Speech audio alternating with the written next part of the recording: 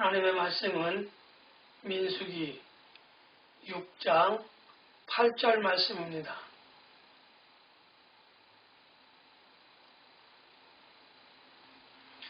자기의 몸을 구별하는 모든 날 동안 그는 여호와께 거룩한 자니라.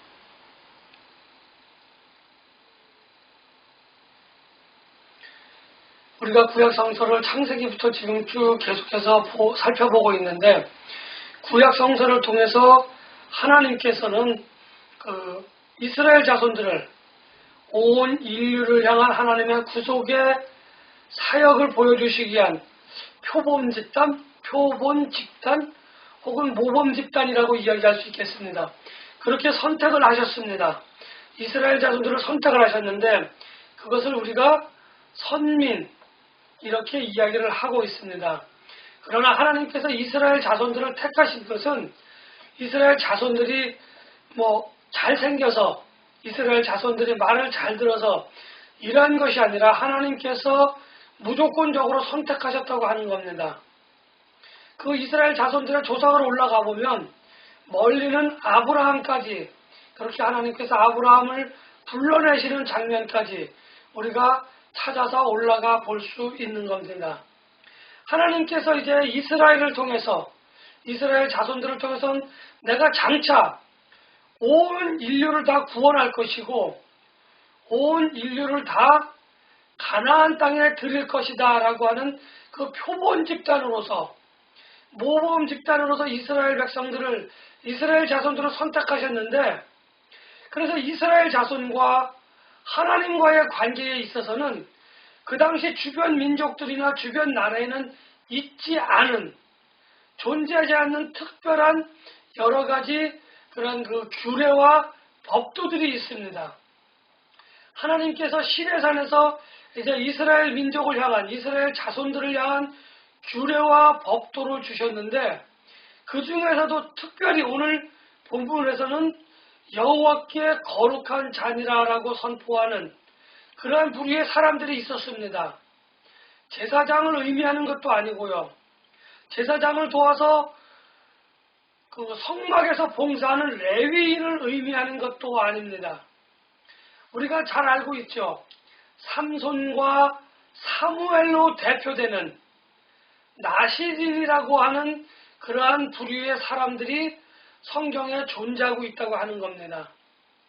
나시린이라고 하는 사람들은 하나님이 딱 찍어서, 하나님이 지명해서 내가 너를 나시린을 삼을 거야, 너의 부모가 나시린이니까 너도 나시린이야, 이렇게 말씀하시지 않았다는 겁니다.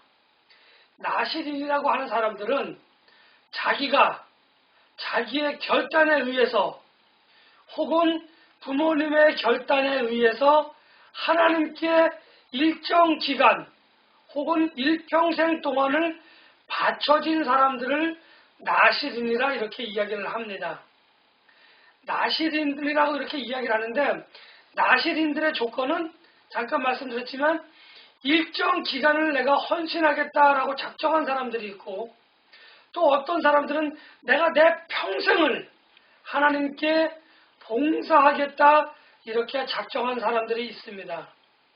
이 나시린들은 하나님께 봉사한 기간, 그러니까 봉사하는 기간, 다시 말하면 누군가는 일평생을, 누군가는 일생의 어느 특정 기간, 예를 들면 10살부터 20살 또는 5살부터 10살 이렇게 정해진 기간이 있게 되어지는데, 이 정해진 기간도 하나님께서 규례와 법도로 몇 살부터 몇 살에 서원한 사람은 몇 살까지, 또 아기 때 서원한 사람은 평생, 이렇게 지정하지 않으셨다는 거죠.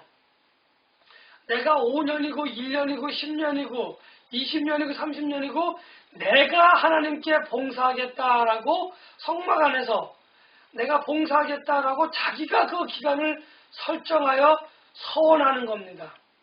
그러니까 기간이 짧을 수도 있고 길 수도 있고 일평생이 될 수도 있었던 겁니다.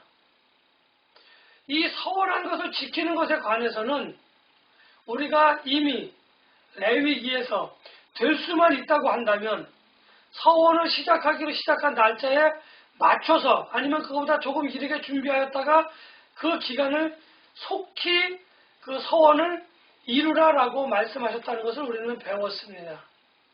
이제 나시린이 되어져서 하나님께 내가 특정한 기간 동안 또는 평생을 봉사하겠다 이렇게 서원하고 헌신하기로 작정한 사람들에 관해서 하나님은 뭐라고 얘기하고 계시냐면은 그 사람은 거룩한 자다라고 이야기하고 있는 겁니다. 왜요? 내 자신을 하나님께 드렸기 때문에 하나님이 거룩하신 하나님이 가지고 계신 그것은 거룩할 수밖에 없다는 거죠. 레위기에서 우리는 이미 그것을 배웠고 들었고 보았습니다. 이제 거룩한 사람이 되어졌던 레위인들, 이 레위인들은 이제 거룩한 사람이 되어졌기 때문에 더 이상 자기의 몸을 더럽혀서는 안 되는 겁니다. 그래서 하나님께서는 거룩한 사람이 되기로 작정한 레위인들에게 몇 가지 하지 말아야 될 것들을 이야기해 주셨는데, 가장 먼저는 그것이 순하든 그것이 독하든 술을 마시지 말라고 이야기하고 계십니다. 좀 더 디테일하게 이야기를 한다고 한다면 당시 중동에는 포도로 만든 술이 있었다는 거죠. 물론 뭐 어떤 분들은 그 당시에는 물이 귀하니까 그래서 음료의 대용으로 사용할 수도 있지 라고 이야기할 수도 있겠지만, 하나님께서는 그것이 독한 것이든 그것이 순한 것이든 입에 대지 말라라고 말씀을 하셨다는 겁니다. 두 번째로 하나님께서는 뭐라고 이야기하고 계시냐면 머리에 삭도를 대지 말라라는 거죠. 삭도라고 하는 것은 머리에 있는 털을 깎기 위한 어떤 칼 같은 것, 이런 것들을 이야기합니다. 머리에 달려있는 털은 두 가지 종류가 있죠. 머리카락이 있고 수염이 있고 또 눈썹 같은 그런 털들이 있다고 하는 것을 우리는 잘 알아야 됩니다. 그래서 머리를 깎거나 수염 면도를 하거나 또는 눈썹을 다듬거나 하는 이러한 행동을 하지 말라라는 거죠.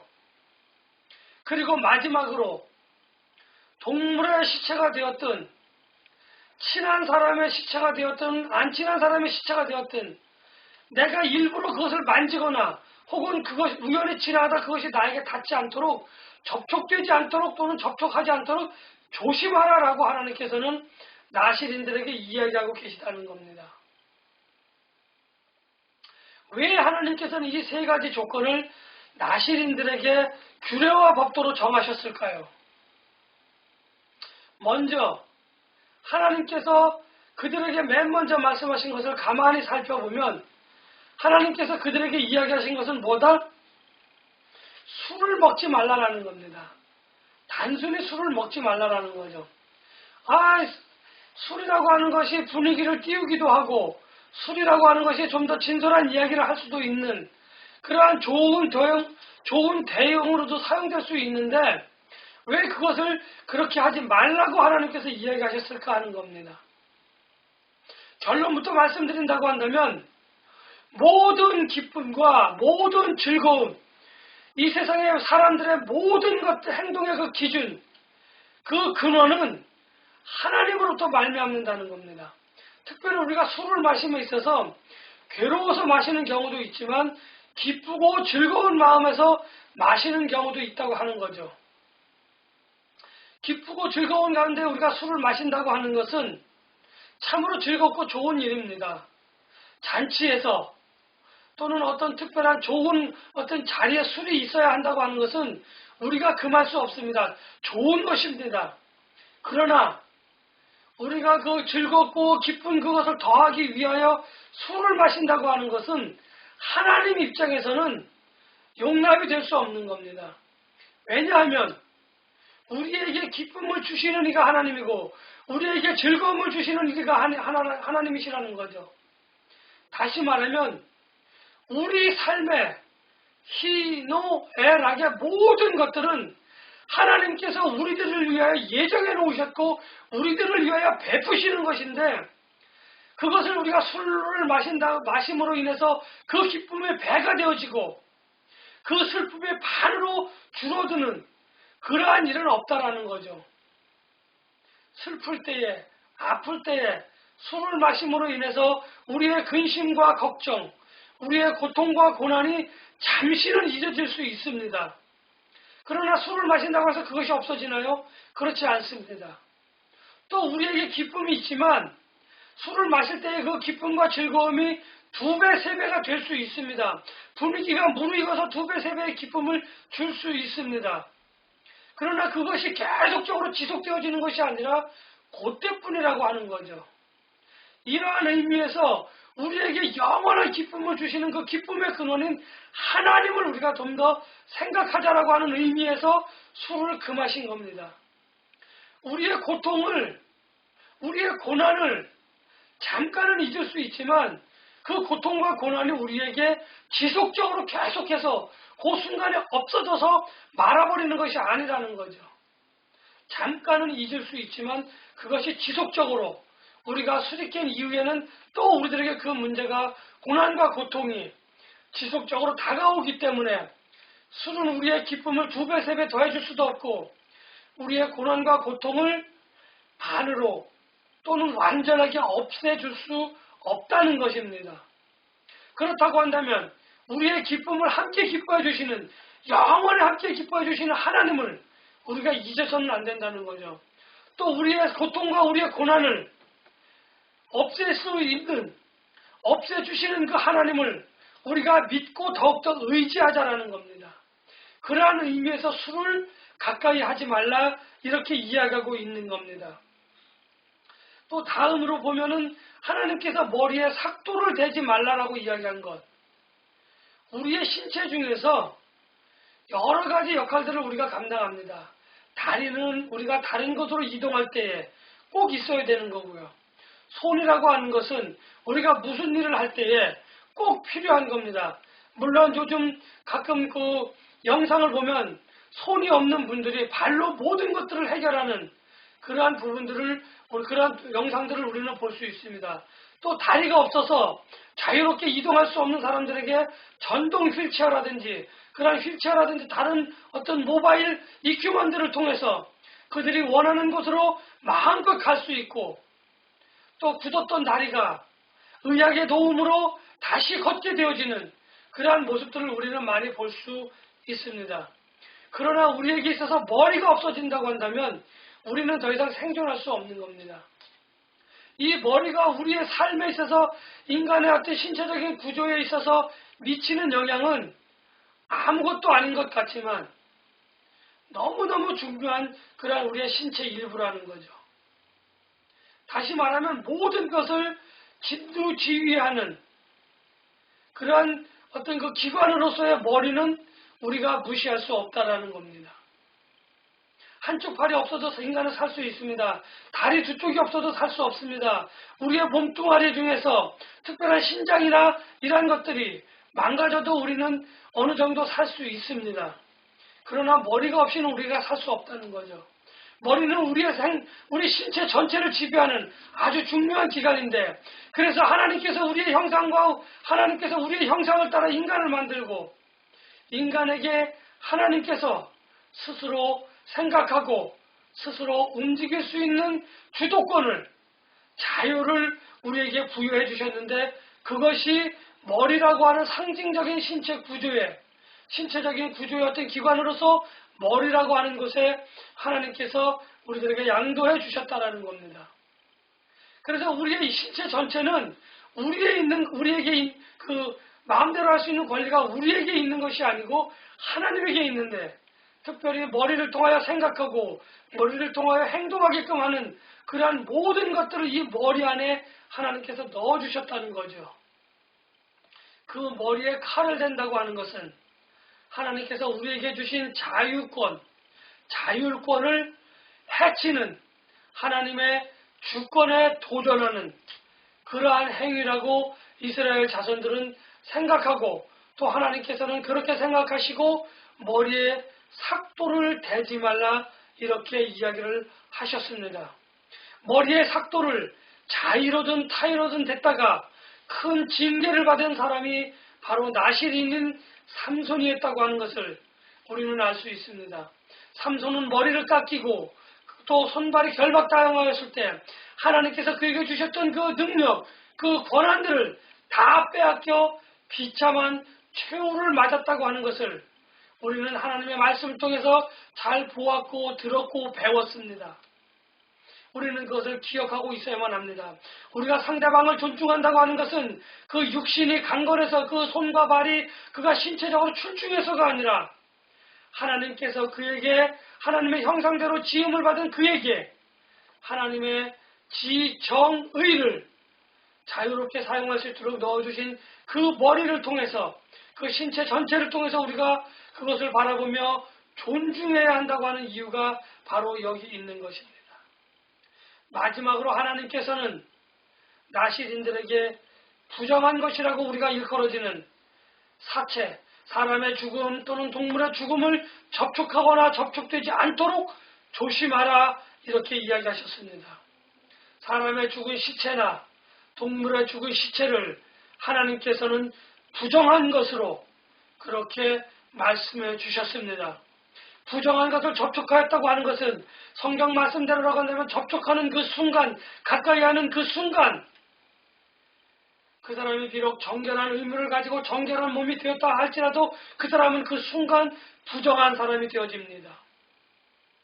나실인들은 이렇게 부정해지지 않도록 거룩하신 하나님의 그 주신 그 자율권 이러한 것들을 해치지 말고 또 기쁨의 근원이 되시고 슬픔의 근원이 되시는 하나님을 잘 의지할 수 있도록 하라고 하는 의미에서 술을 마시지 말고 삭도를 대지 말고 사체를 접촉하지 않도록 접촉되지 않도록 조심하라 라고 말씀을 하셨습니다. 그렇게 말씀하신 이후에 하나님께서는 또 말씀하고 계신데 만일 나실인 너희들이 이 규례와 법도를 어겨서 부정한 사람이 되거든 이러이러한 절차를 통해서 너희들이 부정한 것에서 다시 정결케 되어질 수 있는 그 길을 또한 열어놓으셨다고 하는 겁니다. 저는 나실인을 통하여 하나님께서 그 하나님께 바쳐진 사람들을 거룩하다고 인정하시는 그 하나님의 은혜, 하나님의 그 주권을 바라보면서 내가 나의 시간을, 나의 물질을, 나의 삶을 하나님께 드린다고 한다면 이미 그것은 오늘 말씀처럼 하나님께서 거룩하게 여기시는 거룩한 자가 될 것이라고 하는 것을 오늘 저는 여러분들에게 말씀을 드리고 싶습니다. 또한 나실인의 헌신이, 나실인의 서원이 하나님 앞에 의롭게 받아진다고 하는 것을 오늘 저는 여러분들에게 말씀을 통하여 이야기를 하고 있습니다. 많은 사람들이 하나님 앞에 서원을 합니다. 많은 사람들이 하나님 앞에 헌신하기로 작정을 합니다. 그럼에도 불구하고 하나님께서는 이들이 부정한 것을 접촉하거나 부정한 것을 만지거나 부정한 짓을 해서 부정한 것을 먹거나 마시거나 해서 부정한 사람이 될 수 있다고 하는 것을 미리 아시고 그들이 그것 때문에 죄인으로서의 양심적 가책을 느끼지 않도록 다시 정결케 하는 의식을 오늘 나실인들에게 소개해 주시고 알려주셨다고 하는 그 사실이 참으로 저에게 커다란 위안이 될 수밖에 없었다고 하는 것을 고백합니다. 세상을 살아가는 우리 모두들은 하나님께 헌신하겠다 작정한 모두들은 원하든 원하지 아니하든 알면서 모르면서 하나님 앞에 부정한 사람이 되어 있다고 하는 것을 부인할 수는 없을 것입니다. 그러나 하나님께서는 우리가 부정하다고 우리를 내치지 아니하시고 우리를 멀리하지 않으시고 부정한 우리가 하나님께 다시 돌아올 수 있는 정결한 자가 되어져서 거룩한 자니라라고 하나님께서 우리들에게 의롭다 하고 선언하실 수 있는 그 길을 열어주셨다고 하는 겁니다. 오늘 성경에는 나실인이 그렇게 할 수 있는 길을 열어주셨다고 한다면 나실인이 아닌 우리 모두를 위해서 하나님께서는 골고다 언덕에서 십자가를 통하여 예수 그리스도를 통하여 그 길을 완전하게 열어주셨고 우리는 그 길을 통하여 하나님께 좀 더 가까이 나아갈 수 있다고 하는 하나님으로부터 거룩하다 의롭다라고 하는 그 지명을 받을 수 있는 그 자격을 우리가 그 권한을 그 방법을 우리가 가졌다고 하는 의미에서 우리는 우리를 위하여 나실인이 되어주신 예수 그리스도의 은혜와 사랑을 그 헌신을 우리는 한번 돌이켜볼 수 있어야만 합니다. 교회에는 많은 사역자들이 있습니다. 한 해 동안 내가 하나님 앞에 봉사하겠습니다. 또는 목사님을 통하여 픽업을 받거나 많은 성도들을 통하여 추대되어져서 각 부서의 장으로 헌신하겠다 서원하기도 하였고 헌신하겠다 지정되어진 그런 사람들이 있습니다. 그런데 연초에는 내가 열심을 가지고 내가 작정을 하고 그렇게 덤벼들어서 헌신을 하기 시작하지만 시간이 흐르다 보니 그 헌신을 잊어버리고 예전에 나의 모습으로 헌신하기 이전에 나의 모습으로 서원하기 이전에 나의 모습으로 돌아가 있는 그 모습을 오늘 우리는 바라볼 수 있습니다. 오늘 우리는 그러한 사람들을 찾아볼 수 있습니다. 이제 오늘 본문 말씀을 통하여 남은 기간이 3달여 정도 남아 있습니다. 서원한 것을 헌신한 것을 잊었다고 한다고 하면은 그것을 내가 무시하고 있었다고 한다면 잃어버렸다고 한다면 오늘 이 시간 그것을 다시 생각나게 하시는 성령님으로 말미암아 우리가 다시 하나님께로 돌아가 내가 하나님께 서원한 것 내가 하나님께 헌신하겠다고 다짐했던 그것을 다시 주워들고 다시 그것을 회복하여 남은 기간 동안 하나님께 열심을 다하고 마음과 뜻과 성품을 다하여 헌신하여 하나님으로부터 잘하였도다 착하고 충성된 종이라고 하는 칭찬을 받으시는 저와 여러분들이 되시기를 예수님의 이름으로 간절히 축복하며 기도합니다.